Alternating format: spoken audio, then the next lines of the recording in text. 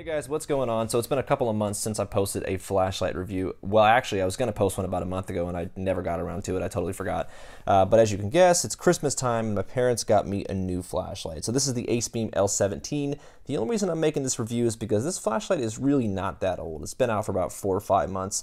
So I figured it's not quite old enough to not post a video. I kind of have this general rule that I go by. If I get a flashlight that's more than 6 or 7, 8 months old, I don't make a review because no one's looking for that flashlight anymore. So what's the point in making a review? But this light has not been out really that long, so I figured I'd go ahead and make a review of it. Acebeam L17, the ultra long throw tactical flashlight. Light where you want it. So this is now my second Acebeam light. Whoops, never mind, third. So by the way, I'm not on crack. I just stopped talking fast to get this review done as quick as possible. But you have 3 LED options to choose from. You have white, green, and red. I'm surprised it didn't include a blue. But it doesn't actually tell you who makes the LEDs, at least not that I know of. It probably does somewhere in there. I just didn't see it. By the way, I did open this and play with it over the last night, and I put it back in the package just for you all to see. But I'm pretty sure Osram makes all of these LEDs because this looks to me like it's more than likely the CSL PM1TG.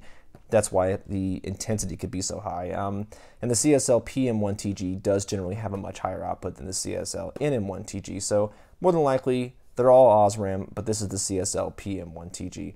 And the green, which by the way is the one I got, is at the peak of the visible light spectrum, and that's why green is generally much, much brighter than other colors. Red is not very bright at 300 lumens because red is at the very bottom of the visible light spectrum. So just so you all know, in case you didn't, most of you probably did, these aren't Kelvin ratings. These are wavelengths. So Kelvin is what you're going to see with the K at the end, and these are actually wavelengths. So this is a much different class of light than Kelvin itself. So before you all ask in the comments, these are wavelengths. And the wavelength on this green is more than likely around 535 nanometers-ish. Been a laser enthusiast long enough to know that's probably exactly what it is. So anyways, take a look at the back of it. I'm not going to read this off because it's going to take too long, but the green does have an intensity of 168,000 CD.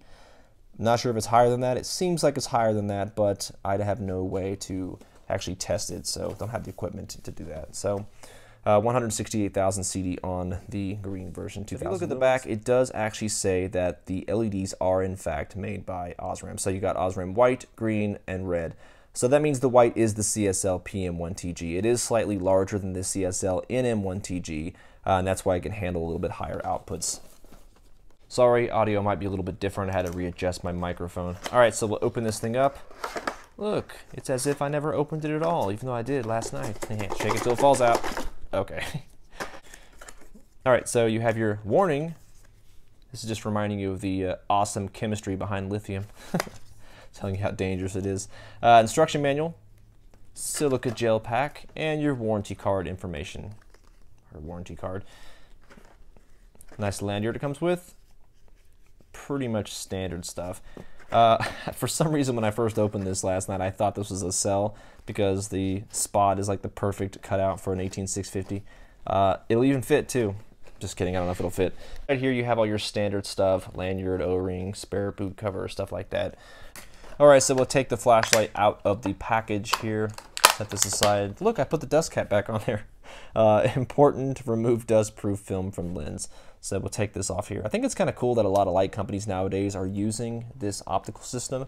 I found they probably found that it's a lot cooler and a lot more efficient. Manker, Olight, Acebeam, they're all using this optical system now, which is, of course, basically just their version of a TIR lens. Now, this is the E10.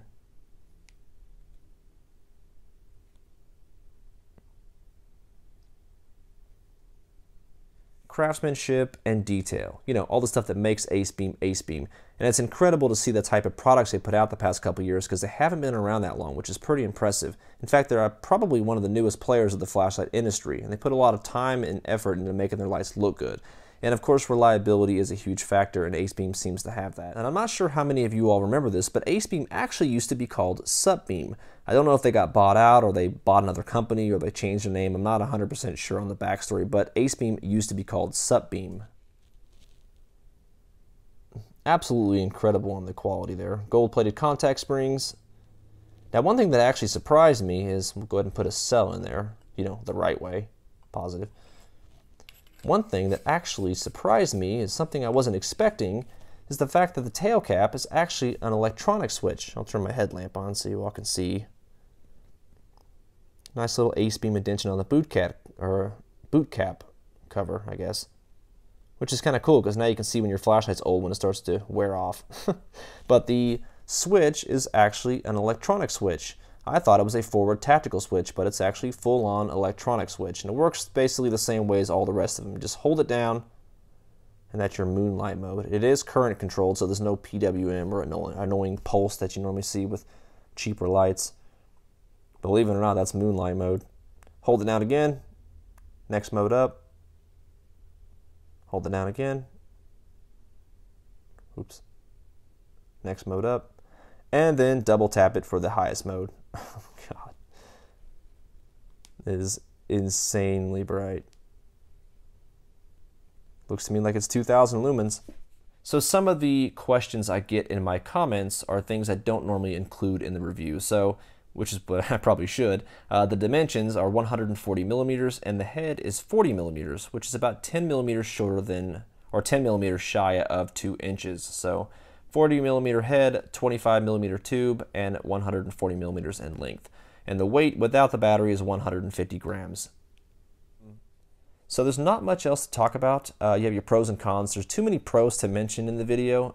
Cons, to be honest, I haven't really seen any. Probably won't. I like the light so far. But I'll take this thing outside and just do a really quick beam shot video so you all can at least see the color of this light. And then I'll do a longer beam shot video with my camera. Because I am using my phone for this, and as you all know, phones and beam shot videos don't do very well. So have to use a separate camera for that. So yeah, thanks for watching.